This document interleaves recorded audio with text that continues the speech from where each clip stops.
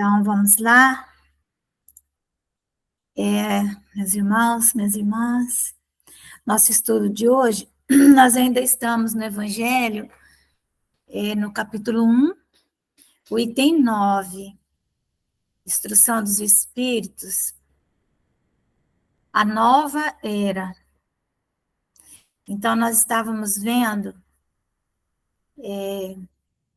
Moisés, Cristo e o Espiritismo, né?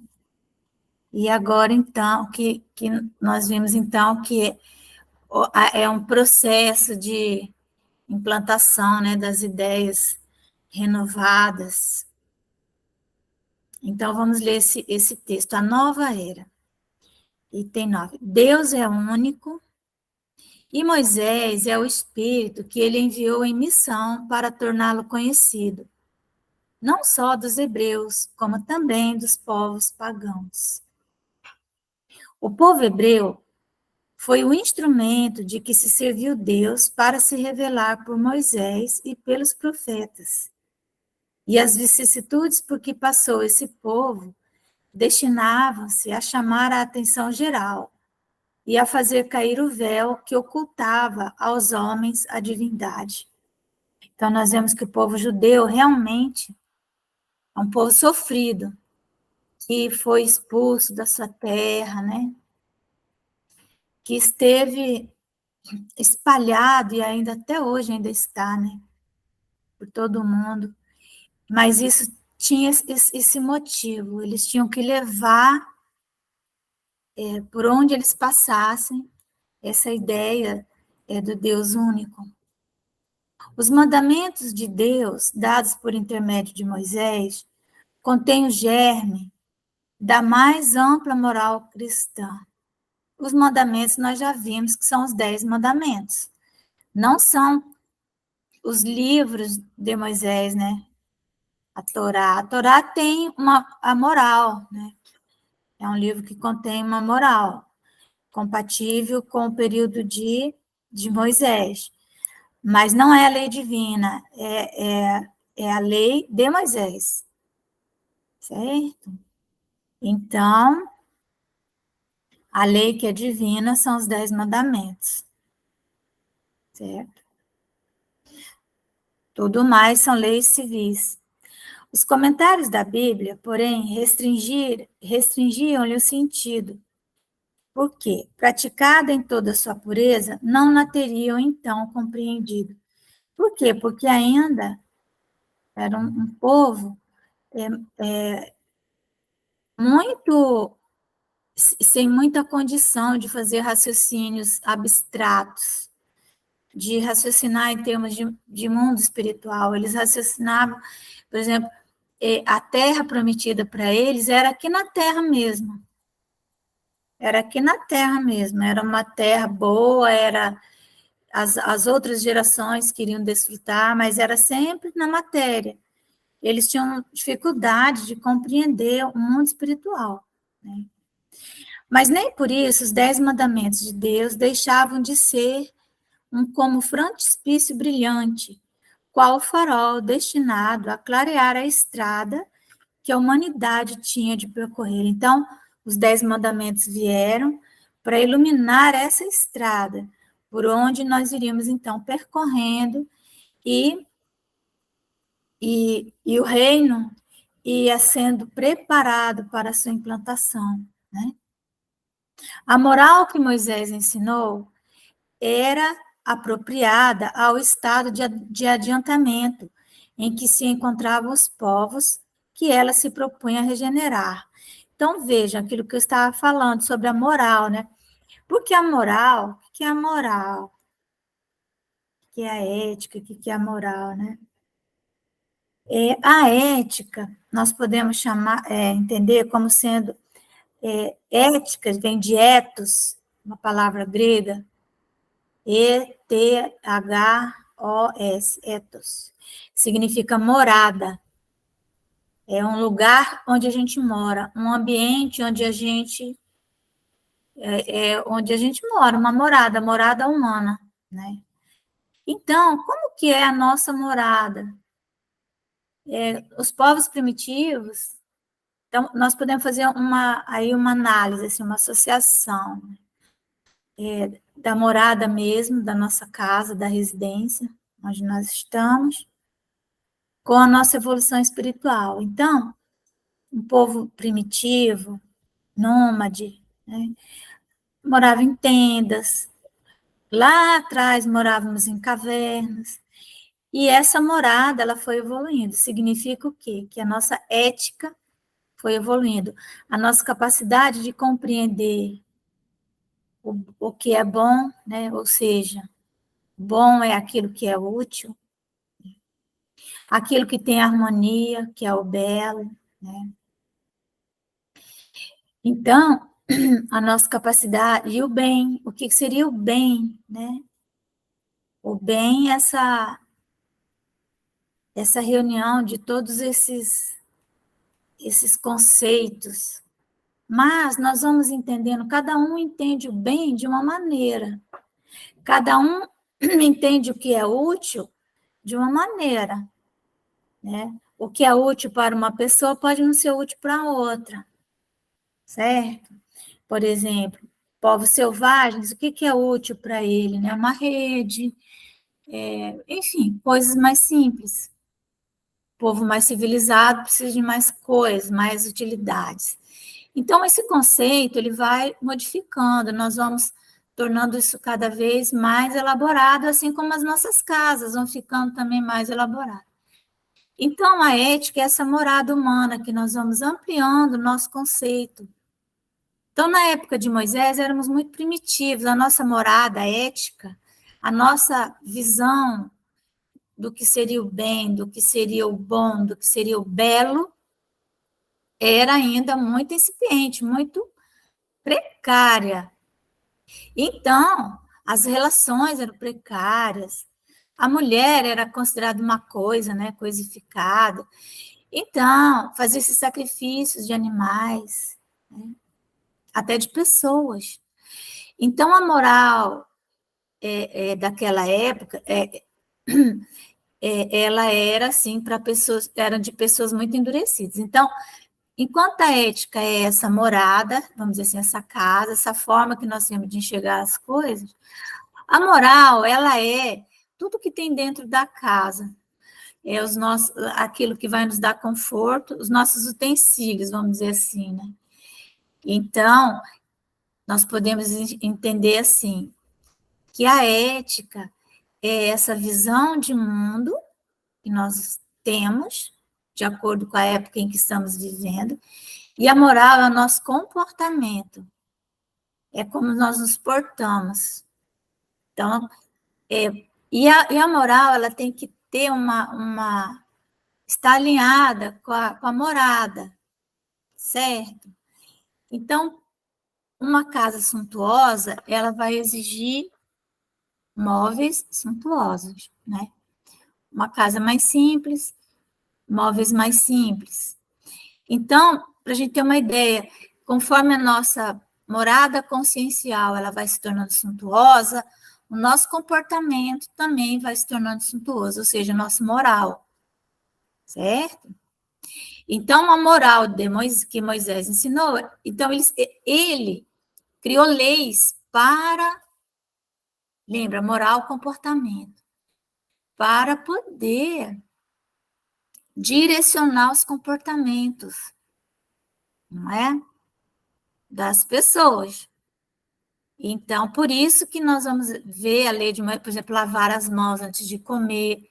Na verdade, isso é uma noção de higiene, mas ele tinha que falar que isso vinha de Deus, porque senão ninguém ia obedecer. Então, lavar as mãos antes de comer é uma questão de higiene, porque os espíritos instruíam dessa maneira, os espíritos superiores que ali estavam, próximos de Moisés, próximos dos profetas, dando orientações, falavam, vocês têm que lavar as mãos antes de comer. Aí eles entendiam que aquele que orientou era Deus, né? Não entendiam que era um espírito. E que então Deus mandou lavar as mãos. Então, eu escrevia lá, Deus mandou lavar as mãos antes de comer. Porque O povo judeu tinha que ser longevo, tinha que viver muito, porque cabia a eles passar toda a lei, né, de Deus, os 10 mandamentos, para as gerações futuras, falar do Deus único, e de forma oral, pouco se escrevia, né, e, e passar isso da maneira mais fiel possível. Então, eles tinham que viver muito. Por exemplo, outra coisa, né? Eles não faziam a barba e até hoje não fazem. Mas há embutido nisso também uma razão de saúde pública. Porque imagina hoje, com tudo que nós temos, né? A pessoa vai fazer, ainda se corta, se contamina. Imagina naquele tempo, né? Fazer a barba, não é? Que eles faziam com pedra, lixada, tudo contaminado. Então, era esse comportamento que era a moral deles. E aí, então, a lei de Moisés ela é adaptada a essa moral, vamos dizer assim, a esse comportamento. Então, vamos lá. A moral que Moisés ensinou era apropriada ao estado de adiantamento em que se encontravam os povos que ela se propunha a regenerar. E esses povos semi-selvagens, olha aí, quanto ao aperfeiçoamento da alma, não teriam compreendido que se pudesse adorar a Deus de outro modo que não por meio de holocaustos, né, de guerras e nem que se devesse perdoar a um inimigo. Eles definitivamente não aceitavam. Notável do ponto de vista da matéria e mesmo das artes e das ciências, a inteligência deles, muito atrasada, se achava em moralidade, e não se houvera convertido sobre o império de uma religião inteiramente espiritual. Então, até hoje, o que nós vemos? A doutrina espírita ela é uma religião puramente espiritual, em que o princípio básico da doutrina espírita, um dos princípios básicos, chama-se livre-arbítrio. A liberdade, então nós somos livres, não há cultos exteriores, e nós não devemos, não há rituais pré-determinados, não há hierarquia, hierarquia sacerdotal, não existe sacerdotes, né? Não existe sacerdócio organizado. Então, o que nós vemos? Como é difícil as pessoas se adaptarem ao espiritismo, justamente porque nós não temos essas muletas que tanto ajudam em outras religiões. E nós temos que compreender aqueles que precisam de um rosário para rezar, aqueles que precisam se ajoelhar, né? E hoje, dentro do centro espírita, como o centro espírita cresceu muito, o movimento espírita ele avançou horizontalmente e perdeu um pouco em verticalidade, né? Sua ligação com o divino, nós começamos a ver que as pessoas que vieram para o espiritismo, elas trouxeram com elas condicionamentos e elas então precisam de imagens, né? Nós estamos vivendo isso dentro do centro espírita. Não podemos negar a idolatria, estamos começando a idolatrar espíritos, né? Agora mesmo estava arrumando, tirando umas coisas dentro da minha bolsa, e eu vi um imã de geladeira que tinha uma imagem, não vou nem falar de qual espírito, sabe? Era uma imagem, era um imã de geladeira. Então, alguém fez um imã, alguém estava vendendo, e alguém comprou e alguém me deu e eu peguei. Então, estava olhando, né? Então, é isso. Então, o que acontece, né? Esse povo de Moisés, eles precisavam de uma religião que fosse assim, dura. Como nós vemos outras religiões que elas são exigentes, não deixa o fiel ser livre, não. Isso não pode, isso também não pode, aquilo também não pode. Então, essa coisa do comportamento é muito ferrenha em algumas religiões. E dá resultado, né? Dá resultado. Quantas pessoas, às vezes, que têm alcoolismo e tal, e vão para essas religiões em que há essas exigências mais firmes, né? No Espiritismo, nós respeitamos, né, a liberdade das pessoas. Então, eles não aceitavam que você pudesse perdoar um inimigo, né? Então, os holocaustos lhes falavam ao sentido. O que é holocausto? É a morte, por exemplo, o holocausto do reino animal. Então, a morte dos animais, eles ofereciam os animais em sacrifício. Né? Isso falava aos sentidos. Eles achavam que ao sacrificar um animal, ou até ao sacrificar um ser humano, né? Nós vemos histórias na Bíblia em que supostamente Deus mandou alguém lá sacrificar o próprio filho, né? E ele vai levando o filho. O que é isso? Isso é um holocausto. O holocausto do reino animal, que a gente chama.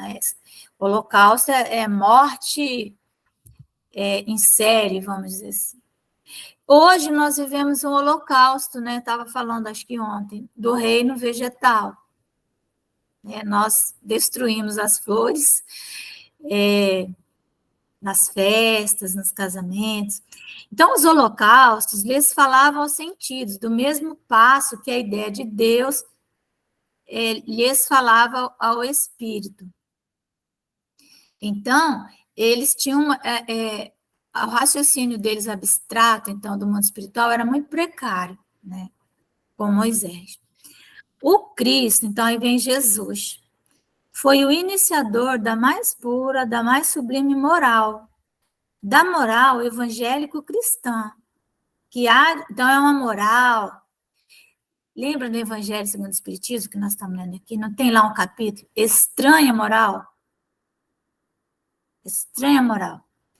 Porque a moral do Cristo, a maioria de nós ainda não entendeu. Ela é estranha, não é no sentido de esquisita.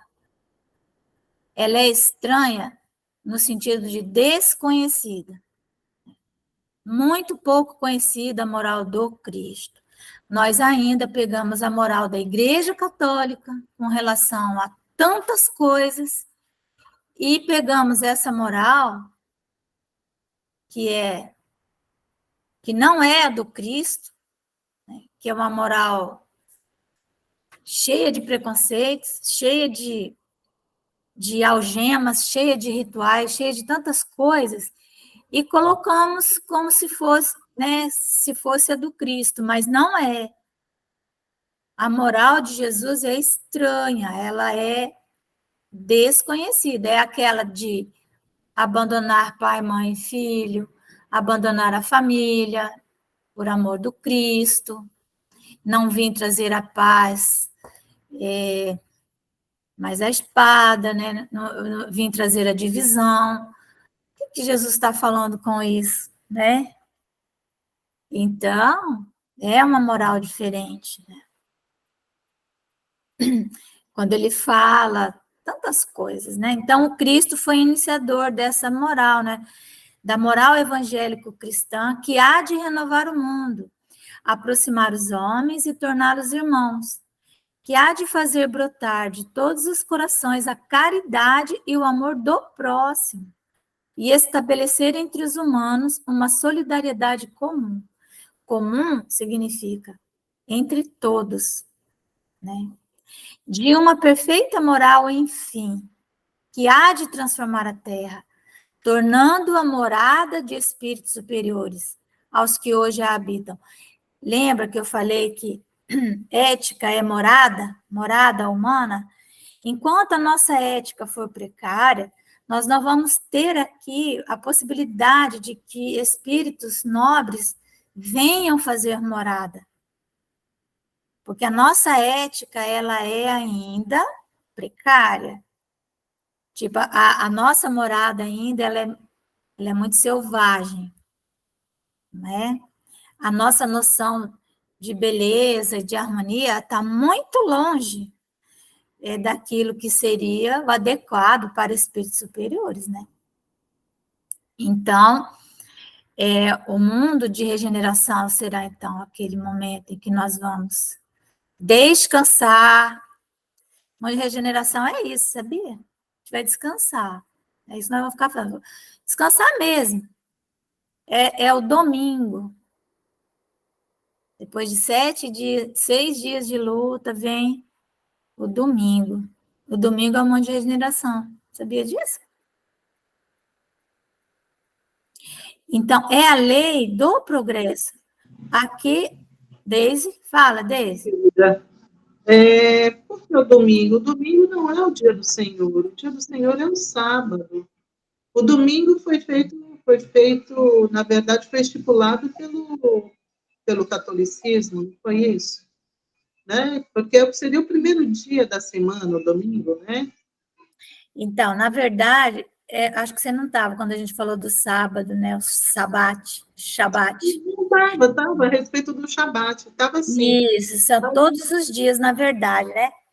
Esse sábado significa não o dia do sábado.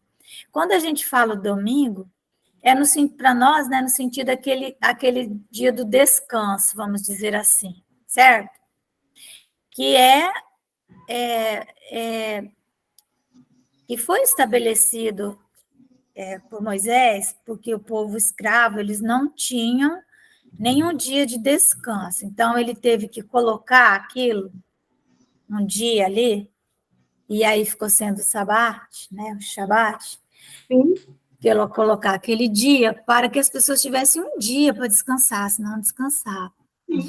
Então, é uma coisa assim da natureza, né? Então, quando a gente fala domingo ou sábado, o que nós estamos querendo dizer é que depois de 6 dias de trabalho, pelo menos um dia para você fazer uma quebra de estado, você, né, descansar.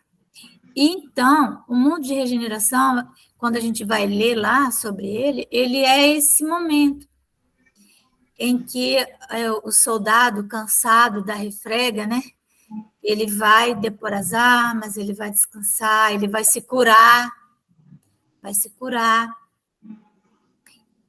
Então, por isso que ele é um mundo de transição, né? Mas é nesse sentido, né? Pode ser domingo. É o dia, é o momento em que nós vamos parar um pouco, porque, na verdade, quando a gente olha, a gente não tem um dia de paz, né? A verdade é essa. Nem um dia, não tem sábado, não tem domingo. Por mais que a gente, às vezes, no trabalho, não sei o quê, mas todo dia a gente está matando 1, 2, 3 leões.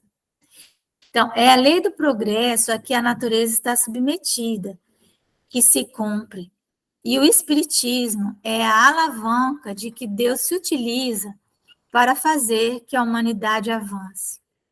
São chegados os tempos em que se hão de desenvolver as ideias para que se realizem os progressos que estão nos desígnios de Deus.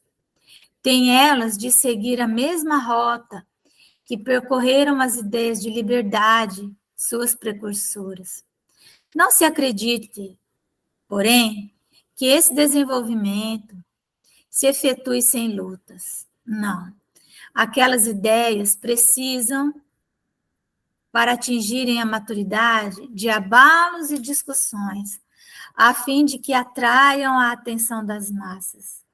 Uma vez isso conseguido, a beleza e a santidade da moral tocarão os espíritos, que então abraçarão uma ciência que lhes dá a chave da vida futura e descerra as portas da felicidade eterna. Olha que frase fantástica essa última aqui, desse item 9. Márcia, repete aí, então. Ah? Repete a frase aí. Você Eu vou falou que ler ela lia. ainda vou ler. Essa frase é assim, ó. Moisés abriu o caminho. Jesus continuou a obra. O Espiritismo a concluirá. É um espírito israelita, né? Molhoso, 1861. Então, desse item 9, essa é a última frase. E toda vez que eu leio ela, eu penso que coisa fantástica, né? Então, Moisés, ele vem e faz assim, ele é aquele, como é que se diz, né? Aquele que vai abrir caminho mesmo, pioneiro, né? Então, ele teve. E tanto é abrir caminho que ele até tem que abrir o Mar Vermelho, né? Tem até um lado assim, bem. E aí vem Jesus, continua, e cabe ao Espiritismo concluir. E olha, quem é que traz esse texto? Um espírito israelita. Né? Então, isso é muito belo. Eu vi que, não sei se a Dulcinea está aí, se ela quer fazer algum comentário, que a Dulcinea é que gosta dessas coisas. Então, o item 10 nós vamos deixar para segunda-feira. Nós vamos pedir para a Deise fazer a nossa oração, se ninguém quiser falar nada. Oi, querida, eu posso, antes da oração, fazer um comentário? É Pode? interessante que Moisés era um homem culto, né? E que trouxe a palavra de Deus. E Paulo de Tarso também, quando na época de Jesus, quando Jesus faleceu, né? Quando Jesus ascendeu, ele também um homem culto e que trouxe a palavra de Jesus, né? Para o resto do mundo, porque foi com Paulo que a gente sabe, né? Sim. Ele realmente foi o apóstolo dos gentios. Então, com ele é que realmente todos puderam saber a respeito de Jesus. Né? E agora, o Espiritismo, nós temos, né, o seu Rivail, bonitinho, também um homem muito culto. Né? Interessante isso, né? O quanto a gente precisa dessas pessoas, né? Da sabedoria, eu digo assim, não é sabedoria, é o conhecimento, né? Dessas pessoas para realmente levar a palavra, né? A palavra certa.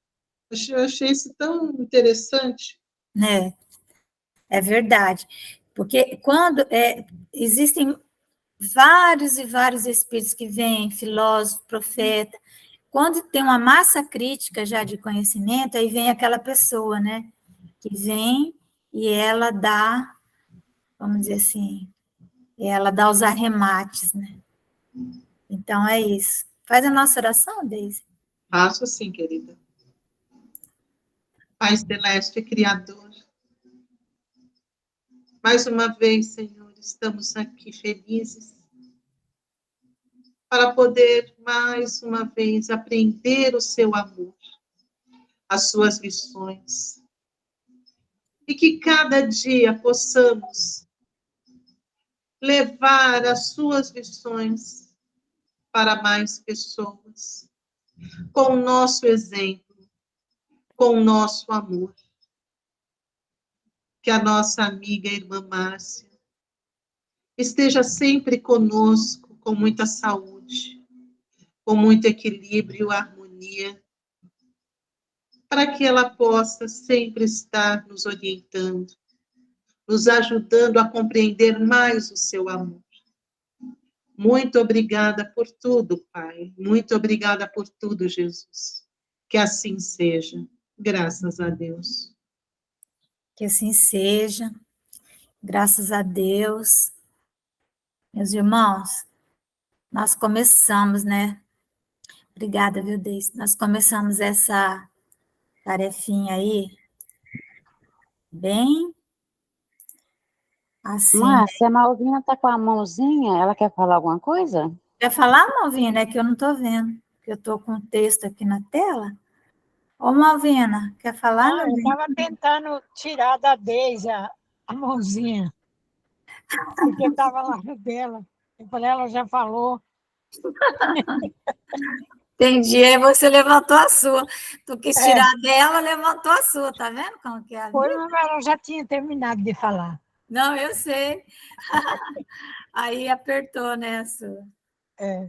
Gente, vou falar um negócio para você. Nós estamos lendo esse livro, tá? Espero que ninguém pense, tanto que eu escrevi lá, né? É uma tarefa, assim, de ler, porque é ler mesmo. Se tivesse, assim, algum cientista aqui no grupo, beleza, para nos dar alguma... Mas a gente vai lendo. Custa nada, né? Fico pensando no Chico Xavier, coitado, tinha nem segundo grau, não tinha direito, não tinha segundo grau. A escrever essas coisas, pensa, né? Porque o Valdo Vieira, que ajudou ele, o Valdo Vieira era um cientista, mas não o Chico, né? Então é isso. Márcia, você tem esse livro em PDF para me arrumar? Tenho, eu baixei ele, eu coloco no grupo, tá? Mecanismos da Mediunidade. Obrigada, querida. Ok. Então vamos, é um livro assim, só Jesus na casa. Tanto esse, né? Mecanismos e evolução em dois mundos também. É também algo assim. Mas enfim, vamos ler. Efeito Compton. Sabe lá Deus o que é isso? Buscando um exemplo, verificaremos que a estimulação das órbitas eletrônicas, órbita eletrônica é a órbita dos elétrons, né? Então, nós já sabemos que tem o átomo, ele tem um núcleo e ele tem os elétrons que orbitam ali, né? Orbita, quer dizer, igualzinho ao sistema solar. Se a gente o desenho, né? Tem o Sol, tem os planetas, um átomo, ele é assim, parece. Pelo menos a gente supõe, né? Porque, na verdade, ninguém nunca viu um átomo, né? Que a estimulação das órbitas eletrônicas externas produzirá luz vermelha, certo? Formada de ondas longas. Enquanto que o mesmo processo de atrito nas órbitas que se lhe seguem na direção do núcleo, então tem os elétrons que estão lá na ponta, então ele vai produzir o atrito, né, que ele, né, quando você estimula, sabe, não sei direito como, sei que forma uma luz, que é a luz vermelha, tá? Então, são ondas de luz, né, ondas luminosas, ondas longas. E esses elétrons, quando eles estão perto do núcleo, do átomo, originará a irradiação azul, formada de ondas mais curtas. E a excitação nas órbitas mais íntimas provocará a luz violeta, de ondas ainda mais curtas. Lembra que tem onda violeta, aí tem ondas ultravioletas? Lembra da onda ultravioleta, que a gente tem que usar óculos escuro, mas tem que ser um filtro de ultravioleta? Porque a onda ultravioleta, ela queima. Tem um horário do sol que tem mais ondas ultravioletas, são cancerígenas, queima a retina. Não adianta nada tu botar um óculos escuro se ele não tiver... Aliás, vai piorar, né? Se você coloca um óculos escuro e ele não tem protetor para as ondas ultravioletas, que é um raio de luz que a gente não enxerga, mas ele...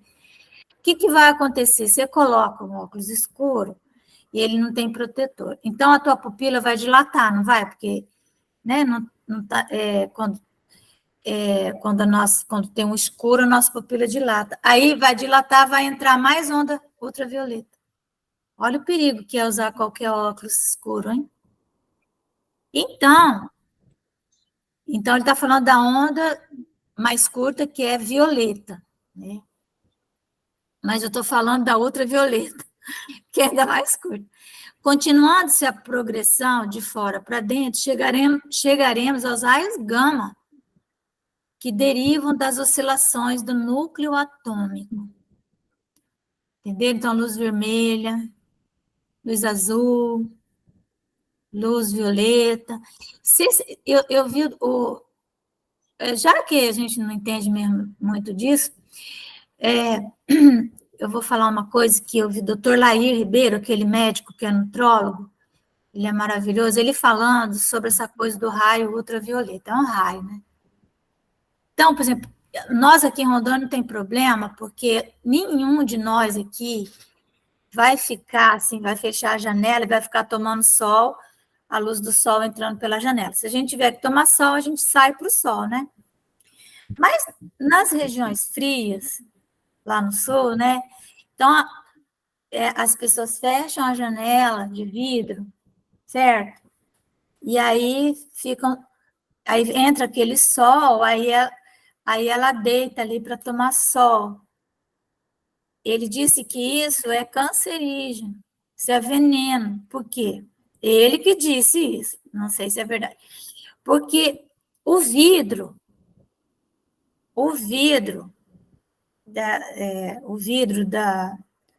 ali, né? Ele não vai filtrar, ele vai filtrar outros raios, mas não vai filtrar o raio ultravioleta. Então, vai passar só o raio ultravioleta. E vai nos atingir em cheio. Ele fala isso. Bom, então, aí imagina raio gama, né? Em todos esses processos de irradiação, o poder do fóton, né? O fóton então, o que é um fóton? É uma onda luminosa. Depende do comprimento da onda em que se manifesta. Qual ficou positivado no efeito Compton. Então, esse efeito Compton é um tal de um efeito aí, pelo qual uma colisão provocada entre fótons, que são ondas luminosas, e elétrons, revela que os fótons, em fazendo ricochete no entrechoque, descarregam energia, baixando a frequência da própria onda e originando assim a luz mais avermelhada. Bom, o que nós temos que entender disso? Que nós vivemos mergulhados, o que nos interessa, né, dessa confusão aí toda? Nós não vamos entender isso em profundidade, mas nós podemos entender que nós vivemos mergulhados num universo de ondas, de radiações de toda ordem, né? Raiozinho para cá, raiozinho para lá, e que cada dia nós pioramos a nossa vida, porque dentro da nossa casa tem muitos raios, tem Wi-Fi, né? A maioria das pessoas tem Wi-Fi dentro de casa. Tem o telefone celular que fica captando onda magnética para tudo que é canto. A pessoa põe telefone celular para carregar dentro do quarto, deixa o celular perto da cabeça. Nós não temos ideia do que isso vai trazer de malefícios para nós a médio e longo prazo. Mas isso não vai ser bom, gente. Olha, esse negócio não vai ser bom. Sinceramente. E a gente tem preguiça, às vezes, de deixar o celular lá fora, a pessoa tem filho que fora e deixa o celular ligado para, né, poder atender filho. E televisão no quarto, né, que você liga com controle remoto, é tudo raiozinhos de luz mesmo, sabe? É aquilo que fala, né? Raiozinho para lá, raiozinho para cá. E isso não nos afeta. Se você aperta uma coisa, aí liga o teu ar-condicionado. Se aperta, liga a televisão. Isso atravessou você. Que jeito que ele atravessou? Nós somos feitos de átomos e de elétrons. Olha, não dá nem para pensar. Eu acho que é isso que nós temos que entender, sabe? Que nós estamos mergulhados nesse mar aí, dessas confusão aí tudo, e ficar esperto. Dizem que não deve carregar o celular no bolso, assim, né?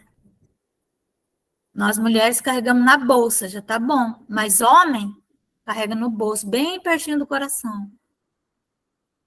Vai saber o que isso faz. Tem uma outra fórmula agora, infelizmente o texto não está na tela, né?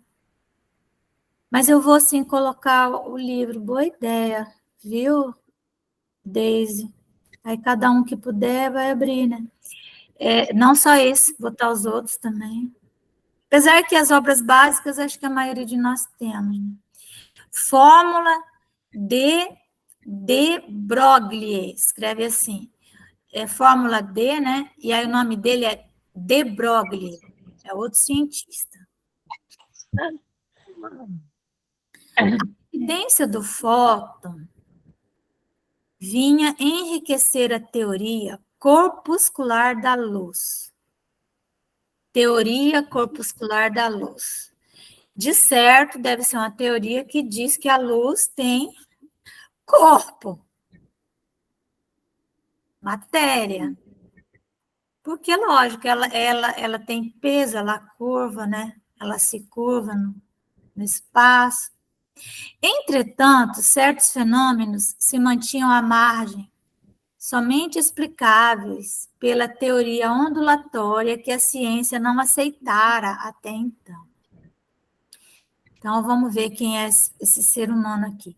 Foi o estudioso físico francês Louis de Broglie, nome dele, que compareceu no cenário das contradições, enunciando o seguinte princípio.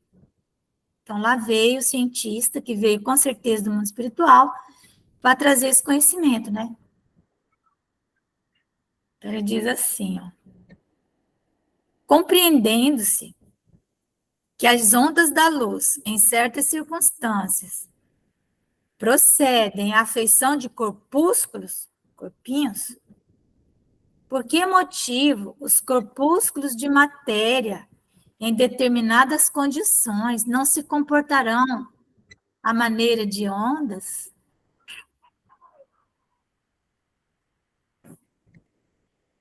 Isso aqui, nós vamos entender por que a matéria do mundo espiritual, às vezes, decai para o mundo material. A matéria da quarta dimensão, como que ela vem para a terceira dimensão? Ela vem decaindo, sabe? André Luiz dá umas dicas, mais ou menos assim. Ele fala assim, ó, né,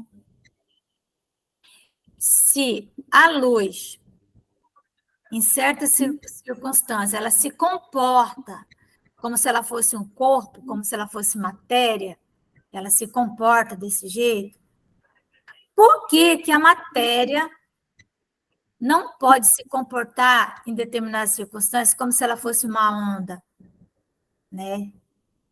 Então, as ondas magnéticas do mundo espiritual da quarta dimensão, que são extremamente rápidas comparando com as nossas, por isso são invisíveis, para que elas possam ser visíveis, elas têm que decair, né? Então, elas têm que sair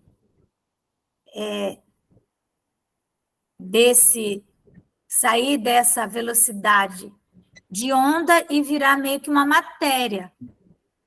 Decair para matéria, para nós aqui. Entenderam? Mais ou menos, né? Então, por isso que não é fácil um espírito se comunicar aqui, muito menos se materializar. Não é fácil. Porque tem que haver uma diminuição muito grande dessa energia, dessas ondas magnéticas lá da quarta dimensão, para elas poderem decair para a nossa dimensão, né? Mas, em alguns experimentos de física quântica, eles já observaram ondas que decaem e que voltam, né? Que vêm para a dimensão material e que depois elas voltam a se tornar ondas. Aí ele acrescentava que cada partícula de matéria está acompanhada pela onda que a conduz.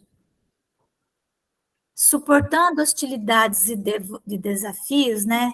Esse senhor aí devotou-se a minuciosas prescrições e criou a fórmula para definir o comprimento da onda conjugada ao corpúsculo de matéria, entendendo-se desde então que os elétrons arremessados pela válvula de Röntgen, quando originam oscilações curtas, de aproximadamente 10.000 vezes mais reduzidas que as da luz, são transportados por ondas tão curtas como os raios-x.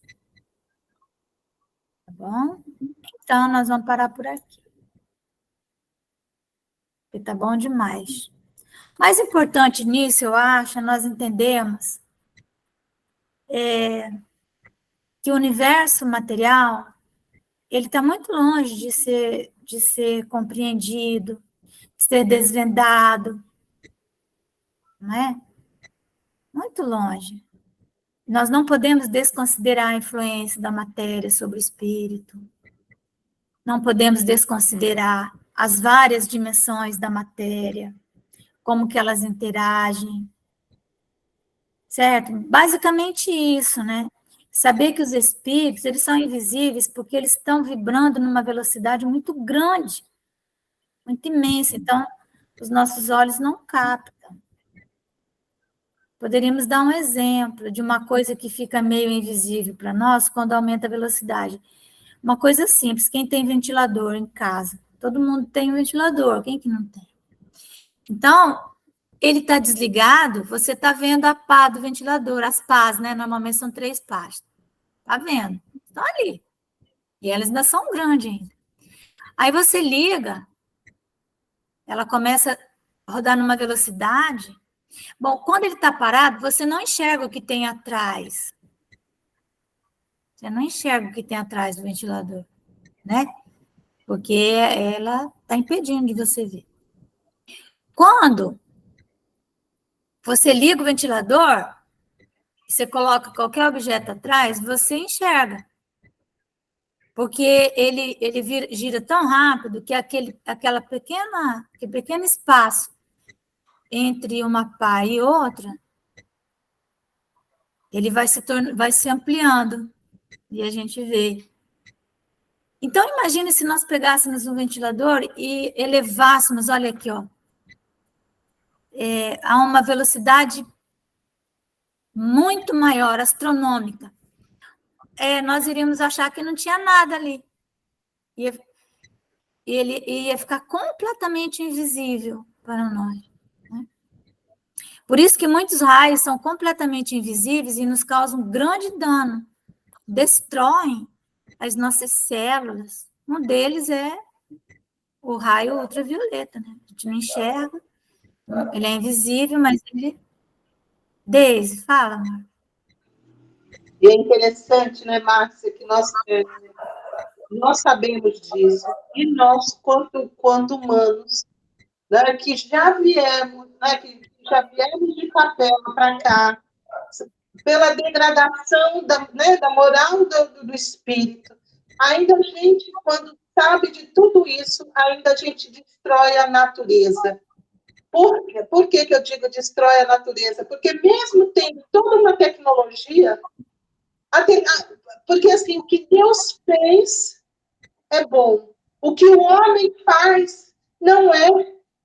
Então, assim, a tecnologia poderia ser de uma outra forma, mas se a gente não destruísse a natureza, né? O que é perfeito, e a gente acaba também destruindo camada de ozônio, todas essas tecnologias que nós estamos tendo, ao mesmo tempo que nós queremos o progresso, só que é o progresso material, nós acabamos com o nosso progresso moral e com a natureza perfeita. É verdade. E assim, a questão que eu coloco também, que é importante, Nós precisamos de tantas coisas, né? Uma pessoa que eu conheço, né? Uma parente, ela comprou um telefone celular, pagou 16 mil reais o telefone celular. E o telefone, o telefone 16 mil reais. Um telefone ou um carro? Um telefone. Misericórdia. E ela não é uma pessoa rica. Sabe? Ela não é. Ela tem noção do que é a falta. Talvez até hoje ela seja, mas isso é uma ostentação, porque assim, com certeza ela tinha outro telefone, né? E aí eu vou perguntar, para que a gente usa o telefone, né? A gente usa o telefone para se comunicar, WhatsApp, ver um vídeo, não é? Tá bom demais, sabe? Agora, para que, se eu tenho um telefone, que ele está fazendo tudo isso para mim, eu vou segurar ele ao máximo que eu puder, sabe? Só vou trocar ele a hora que ele realmente falecer. É ou não é? Agora não, saiu um modelo novo. Você nem terminou de entender como que aquele funciona, você já tem que comprar um novo. Não é? A Ivone levantou a mão, mãe. Quer falar Pode alguma falar, coisa? Ivone. Fala. Márcia, o meu telefone, ele é um Moto 6. Já está no 17. Então, Me atende? Atende. Por quê? Porque eu tenho aqui na porta do meu guarda-roupa uma série de coisas que eu não coloco no celular. Muita gente fica altamente dependente do celular. Agenda e etc, e etc. Não. Eu uso o celular para comunicação, vejo vídeos, estudo, leio alguma coisa e pronto, acabou. Eu exato. tenho feito até um detox do celular, evitando assim esse excesso de celular. Agora, com relação ao consumismo, eu não tenho condições disso. Então, tá me atendendo? Perfeitamente. Já deve ter uns 2 meses que eu levei meu celular para dar uma limpada, assim, fotos, coisas desnecessárias e tal. Tá belezinha. Vai ficar mais uns 2, 3 anos até ele morrer mesmo. Então, o que acontece? Tem pessoas que realmente precisam, né, profissionalmente, vamos dizer assim. Mas eu, por exemplo, eu tenho um filho que ele é engenheiro industrial, né? Ele realmente precisaria de ter um telefone celular, assim, bem melhor do que o dele, sabe? Que o dele, nossa, o Daniel, ele é fora do comum, realmente. E ele fala assim, não, mãe, mas está me atendendo ainda, não sei o quê, não sei o quê. Então, o meu telefone é esse aqui, ó. Ele é bem lindão, né? Eu ganhei ele, acho que faz 4 anos. Ganhei do meu filho Jonatas, que adora me dar coisas, né? Então, ele me deu esse telefone, celular, né? E até hoje eu não consegui saber tudo que ele faz, certo? E então, mas já faz o quê? 4 anos. E esse filho que me deu esse telefone, ele já trocou não sei quantas vezes dele, porque ele quebra, porque não sei o quê. Então, gente, esse aqui eu vou usar até, sabe lá Deus quando, porque, meu Deus do céu, eu nem acreditava que eu estava com um telefone desse, sabe? Mas aí a pessoa tem que ter o iPhone, não sei o quê, não sei o que lá. Então, é isso que nós temos que pensar. O de que nós realmente precisamos, né? Porque, assim, a civilização, ela traz para nós exigências. O mundo civilizado,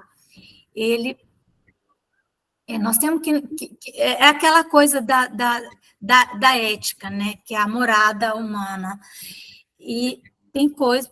Hoje ninguém mais usa orelhão, ninguém usa mais telefone fixo. Então, pelo menos um telefone celular minimamente razoável a gente tem que ter. Mas É isso que a gente estava falando. Tá dando? Tá bom? Tá legal? Beleza, sabe? Então, é tanto da função, né? Tanto raiozinho para cá, raiozinho para lá, que a gente não vai utilizar, né? Nós temos que ter cuidado. Às vezes eu fico olhando micro-ondas dentro de casa, sabe? Aqui em casa tem um micro-ondas. Eu não uso, eu não esquento minhas coisas em micro-ondas. Não esquento, sabe? Uma vez eu peguei um micro-ondas novinho, novo no sentido que estava bom, né? E eu botei lá no lixo. A Júlia deve lembrar disso. Você lembra, Júlia, quando eu botei aquele micro-ondas no lixo? E eu botei lá fora e alguém levou. Aí eu fiquei sem micro-ondas. Aí veio. Porque depois também, quando a gente tem filho, dentro de casa e tal, que a gente mora com os filhos, a gente já também não manda tanto na casa da gente, né? A verdade é essa. Mas o micro-ondas, gente, isso daí é uma tragédia, né? O veneno, o doutor Laí Ribeiro fala isso.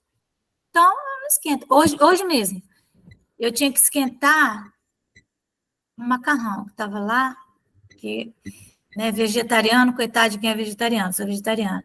Vegetariano só come macarrão, né? Só come macarrão. Então, sempre eu tenho que comer É que macarrão. você não tem. É porque eu não estou mais perto de você, amada. Você ia comer tanta coisa boa, vegana. Pois é, amiga, mas é isso. Então, é assim, eu falo assim, gente, o que tem para comer? Macarrão, mas fizeram macarrão, que bom, né? Pelo menos tem. Mas aí tinha um macarrão, e eu adoro, tá, beleza. Aí, eu falei para minha filha assim, eu tô cansada, né? Tava chegando do ICEAL. Ai, filha, você esquenta para mamãe? Ela falou assim, no prato? Eu falei, não, na panela, né? No prato significa no micro-ondas. Sem chance. Eu falei, não, é na panela. Uai, gente, pega uma xícara de leite com café e esquenta no micro-ondas. O que é isso? Lembre-se, raiozinho para cá, raiozinho para lá. Já tem tanta coisa que não tem como a gente viver sem, né? Aquilo que a gente puder fazer, será que não dá para esquentar uma comida? Pensando, comer frio mesmo. Aí agora o pessoal está fazendo bolo no micro-ondas, pão no micro-ondas. Eu estou lá com a Laio Ribeiro. Deixa eu desligar aqui a nossa gravação.